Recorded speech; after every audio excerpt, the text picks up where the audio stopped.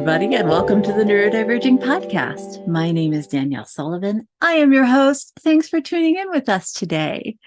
Today, we are talking about something that I think we've alluded to a lot in previous episodes, but not actually crafted an entire episode about. So today, we're talking about how to create a sensory safe space to help you manage your overwhelm and sometimes your feelings of overload. Now, sensory room, sensory friendly spaces, however you want to frame that word, are really useful for autistic people, whether you're a child or an adult, but also are useful to people with a wide variety of neurotypes. And so I think considering, even if you don't have a whole room to yourself that you can make a sensory room, I think it's worth considering how you can create some sensory friendly spaces, even if they're small, in your apartment, home space of living. Okay. So before we dive in, I just want to give a big thank you to my patrons over at patreon.com/neurodiverging. Patrons subscribe and give a small monthly donation to help us support all of our blog posts, all of our podcasts, and our low-income coaching clients. If you would like to become a patron, you can visit patreon.com/neurodiverging and look at all the tiers. For each amount you subscribe, you can get different perks back, including ad-free podcast episodes, which I know can be really helpful for some of you, as well as group coaching on our Discord, weekly Get Stuff Done meetings on our Discord, and lots more. So if you're interested, please check us out. We really appreciate it. And thank you so much to the patrons that make this kind of thing possible. So if you've been here for a while, you might remember that one of the first podcasts I ever put out a couple of years ago was about the spoons and fork theories, which is kind of a metaphor for autism and fatigue. And one of the ways that we talk about managing our energy levels as autistic people, as neurodivergent people, is by ensuring that our home or our place of living is sensory friendly as best as possible and matches our sensory needs. For people who are autistic, it's essential that feelings of overwhelm and overload are managed. And this could be really tricky when you're initially diagnosed or moving to a new place or going through any big transition in your time or your space. But with some self-reflection and some practice, and sometimes some like testing it out and trial and error, it is really possible to create a space that works for you, even though it will be a little bit different for each and every single person. So in this podcast, I just want to talk briefly about some kind of key ideas that you can consider when creating a sensory friendly space or room or whole home. So the first thing you can think about when you're thinking about how to manage or create a sensory friendly space is to identify your forks, quote unquote, and your triggers. So if you haven't heard on fork theory, I'll link that spoons and forks episode below. It's really worth listening to. It doesn't take that long. There's also an article you can read instead. But for the purposes of today, all you really need to know is that fork theory offers a way to think about the aspects of your life that you do have some control over. So there are going to be certain things in your life that are really challenging and hard and create a lot of overwhelm that you can't really do anything about, unfortunately. But there are also almost always aspects of your life that make you feel very overwhelmed or overloaded, but that you do have some control over. And these are our forks, right? So what we want to do is if we have too many forks in us, we get really overwhelmed and poked, and we just want to shut down into a little, whatever your meltdown or shutdown looks like, that's what you're going to do.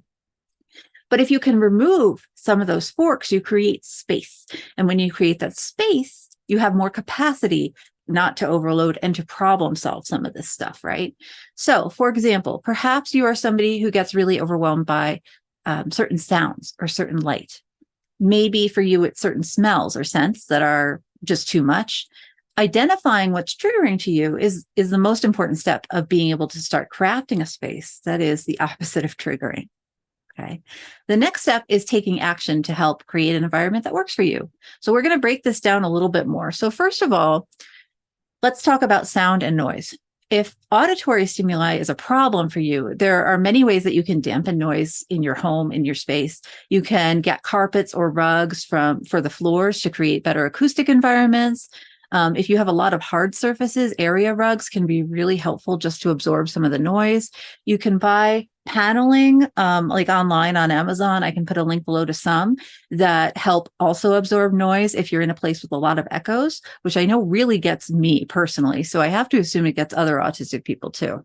Just like with the flooring, there are other aspects of how a home is constructed that can sometimes reduce noise pollution from the outside. So if you have the ability to use insulated windows or add additional insulation into the walls, these can be great ideas.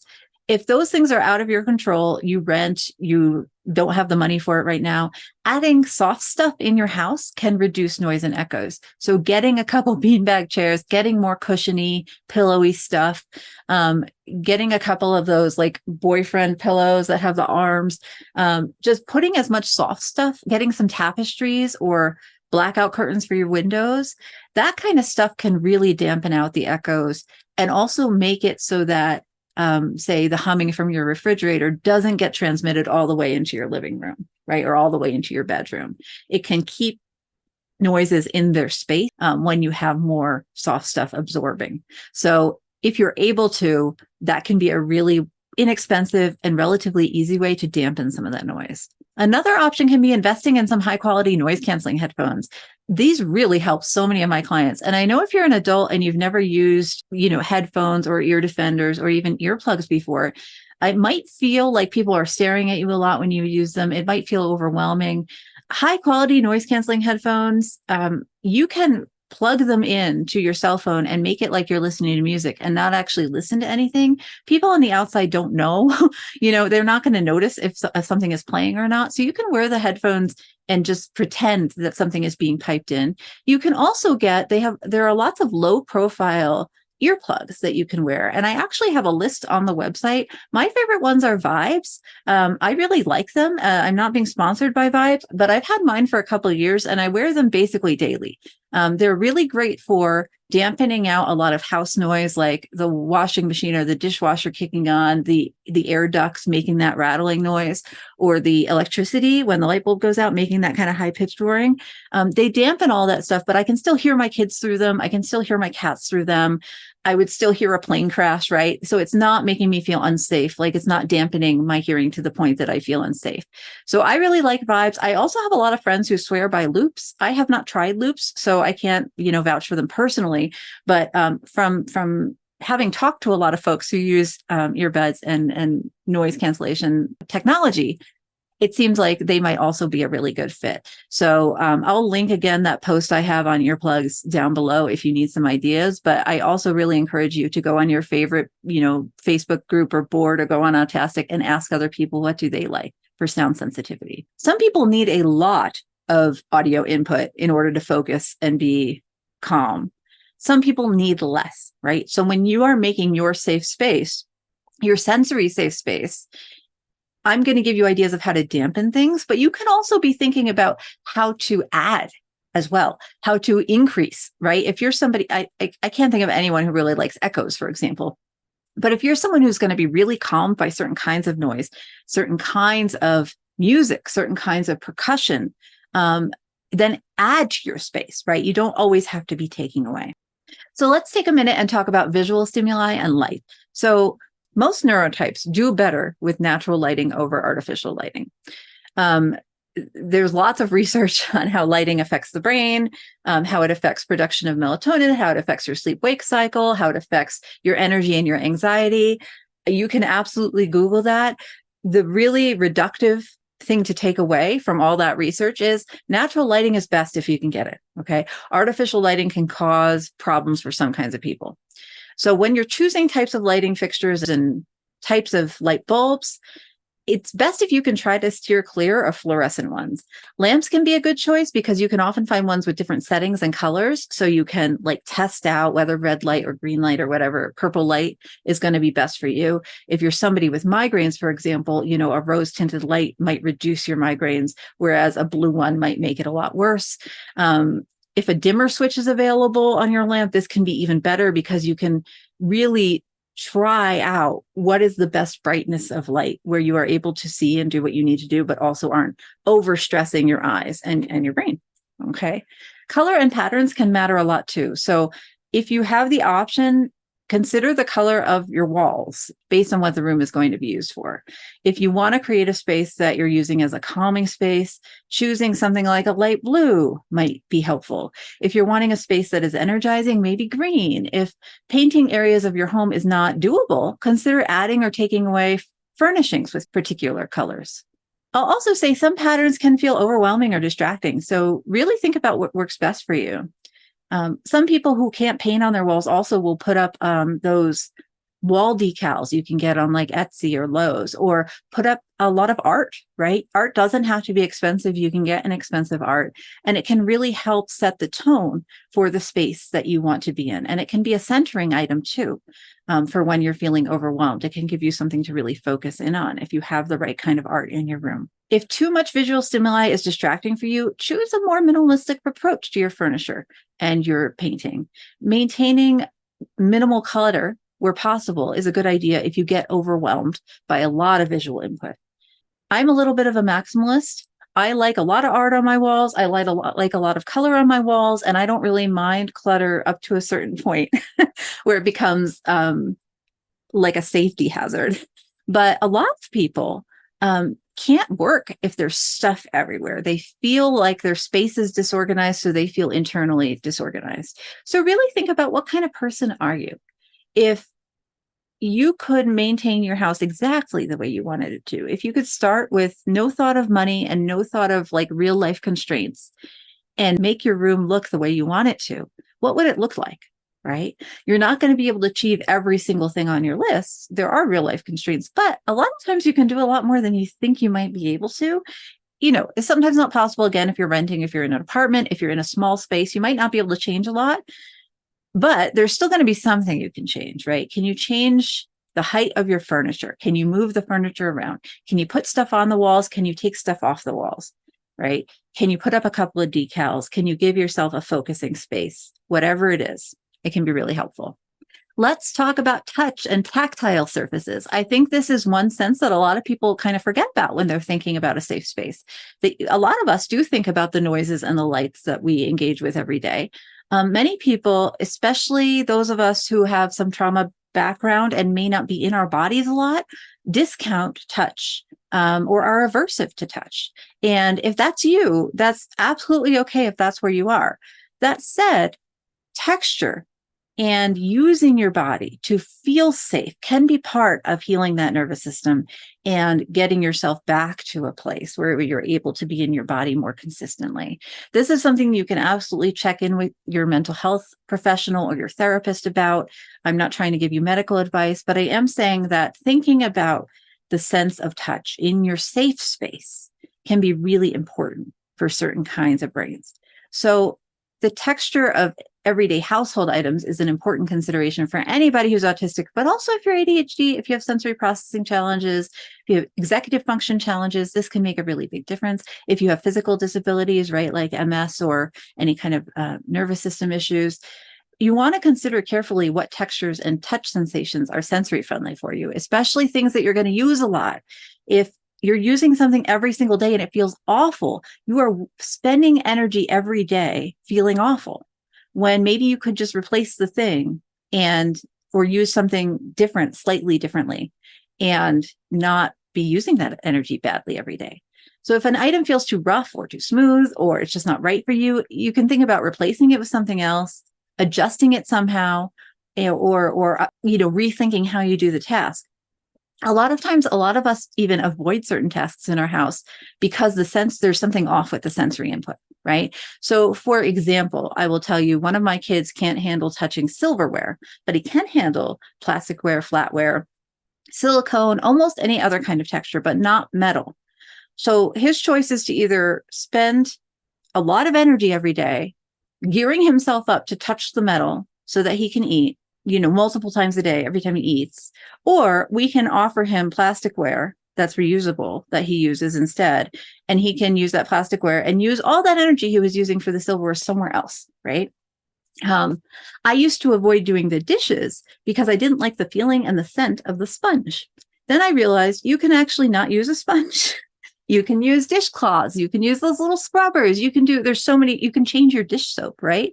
There's lots of ways to affect the touch of the thing. And now it's not that hard to do my dishes. Like, I'm not going to say it's my favorite chore, but it's not something I actively avoid. I actively avoided doing my dishes for years, and now it's not a problem. And a lot of that has to do with making the dishes a little bit more safe to do by thinking about the touch and the scent and some of the other aspects, right? The temperature of the water. If there's certain kinds of things that I can't handle, for example, Brillo pads on metal. It's awful.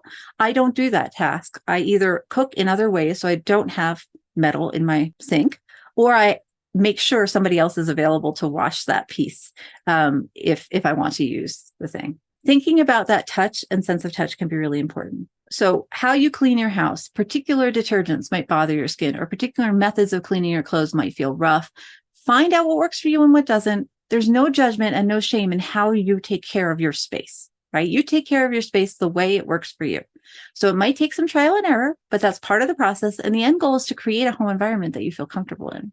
One more thing to say about touch and tactile surfaces is many of us avoid certain touches kind of automatically. We don't like certain kind of clothes. We don't like tags in our clothes. We don't like brushing our teeth. We don't like that metal feeling I was talking about, right? Whatever it is. Something that can help that you might not think of, besides just avoiding the stuff you don't like, is purposely adding in things that you do like to touch, right? So if you have fidgets, if you have a favorite stuffy, if you have towels that make you feel really comfortable, certain kinds of blankets, textures of cups, your favorite plate, comfy slippers, right? Whatever it is, if there are ways to add things to your experience of touch and your experience of being in your body in the world that make you feel good and better and safe, add those things in, right? Like I said before, it's not always about removing negatives, but it's also about adding positives. All right, let's talk about smell and sense real quick. If you are building or renovating part of your home, you might want to consider using paints and hardware that are scent-free or have reduced odor. That has saved me so many times, especially if you're thinking about putting color on your walls. When you're choosing items to bring into your home, consider if there is a version of the product that might have a less invasive smell than one made with artificial materials. Now, natural, quote unquote, is a word that doesn't really mean anything, right? Many of us already know this, but in case you don't, there's no law that says what natural means. Natural just means it reminds you of something that has to do with nature. It doesn't mean it actually comes from nature. And on top of that, things from nature are not inherently better or worse than things that are man-made or person-made, right? There are mushrooms that kill you in nature. There are medicines that save you that are man-made. So natural doesn't mean better. However, things that are marketed as being quote unquote natural often have a less invasive smell or a less pungent smell than things that are not marketed as being natural. So it can be worth it to, stand in the aisle and smell some things if you have the energy that day. Or I will say straightforward that I will often order several different versions of a thing and choose the one I like and return the others, right? That requires some income, right? Some ability to sort of have your money in hold with the store until you can return the things. And it requires the executive dysfunction to actually return the things. But that can be a good option if you have a brain like mine. Another thing is at meal times, it can be good to consider the types of food that you cook and your cooking methods, because having something like an exhaust fan switched on or being able to cook by an open window can help with ventilation and with getting food smells out. A lot of us are very sensitive to food smells. And again, think of things you can add as well. Is there a meal that you cook that smells really, really good for days and makes you happy for days? Right? Is there a candle you really like or an essential oil you really like that you could leave available to you? Right? Are there ways to add smells and scents that feel good, that feel safe, that make you feel calm? Okay. So a good thing to think about. And then there are more senses than 5, but for the last big one, that would be taste, right? And taste in humans is often associated with food. So, eating a wide variety of foods is important if you can do it, but it also needs to be enjoyable. And if there are certain foods that you just don't enjoy or you struggle with, you know what? You have my permission to just cut them out where you can. Find food that suits what you like so that mealtimes are a good experience for you. If you need help, there are a lot more neurodiversity affirming nutritionists than there used to be in the world. Occupational therapists can also help adults if you have a limited eating, if you have trouble with certain textures or tastes. We're not trying to force you to eat food you don't like. That is not the goal. But if you are scared of food, if food is really hard, I encourage you to get some support. It doesn't have to be that way. And I'm not saying, food will ever be perfect or easy for you, but it could be less difficult. Find food that suits what you love. try to have a good experience with something you have to do multiple times a day if you can, right? Or at least a neutral experience. If you're having a particularly difficult day, a lot of us have safe foods that are our go-tos. They can be meals that involve very little preparation that you enjoy, and if possible, minimal cleanup for a low energy day. Some people use, freezer section frozen meals for safe foods. Some people make a big batch meal of chili or mac and cheese or whatever it is for you and freeze, 20 of them for a bad day. On my bad days, I will just have grits and cheese. So, safe meals ideally have a mix of different kinds of nutrition in them, but really it's about getting you some energy to get through that day. And if that means you have grits and a candy bar on one day, whatever, you have grits and a candy bar on one day, right? And then the next day you try again. Okay. Stock foods that you like, stock foods that make you feel good, stock foods that are relatively easy for you to prepare and that make your life a better life. I know that was a lot of information, but I hope it was helpful in just thinking through how could you make a safe space for yourself? How could you make a sensory friendly space for yourself, right? I am lucky that I live in a house with a lot of rooms in it. I also do all of my sleeping and all of my reading and all of my living and all of my business out of one room. That's just how it worked out for us. All the other rooms are taken. So even though this room is my bedroom, office, reading space, everything, it's also my safe space room. I have the colors I want on the walls. I have candles that I like available. I have snacks hidden in little corner cubbies, right? I have sheets that make me feel really comfortable. I have spaces for the cats, so they're motivated to come cuddle with me, right? I have all my books. I have so much art on the walls. I have really worked on how to give myself even a small space that makes me feel safe, that is relaxing, that can comfort me when I'm having a very overwhelmed moment. And I really think it has made a huge addition to my life. You don't have to have a whole room. You can have the top of your dresser as a safe space. And I have had clients who just transformed a corner of their space, and it made a huge difference in their life. So just remember that your goal is to create a safe and comfortable space for yourself. There are going to be aspects of your house that are out of control, but you can just start in one place, in one little corner. And maybe it's your bedroom, maybe it's your office, maybe it's your bathroom where you hide. There are many ways that you can just start a safe space. So maybe you get rid of one area of clutter. Maybe you add a blanket to your bed that has a soft texture. Maybe you remove an item in your bedroom that's causing you to feel overwhelmed. Small and simple changes to your space can help you manage your feelings of overwhelm and welcome in feelings of calm and rest. Creating a sensory-friendly space in your home is important for you and everyone around you. Remember, if you have more capacity to handle your feelings and your overwhelm, other people will develop more capacity as well. The other people around you will develop more capacity as well. So making changes for yourself supports everybody in your space. I hope this episode was helpful for you. Thank you so much for joining us today on the Neurodiverging podcast. If you enjoyed this episode, I encourage you to check out the show notes at neurodiverging.com and to check out our Patreon at patreon.com/neurodiverging if you'd like to give a couple bucks a month to supporting our efforts. I want to thank all of my patrons for supporting this podcast. I also want to thank Stephanie Vanderberg, who was instrumental in supporting the writing on this episode. We do have lots of links of other resources you can use to create sensory-friendly spaces down below on the show notes, so please check those out if you want more information. If you hear this episode and are motivated to go create a sensory-friendly room or space or corner, please send me a little write-up, send me a picture. I would love to see what you all accomplish. Tag me on Instagram or Facebook. I would love to see it. Thank you so much for being here today, and please remember, we're all in this together.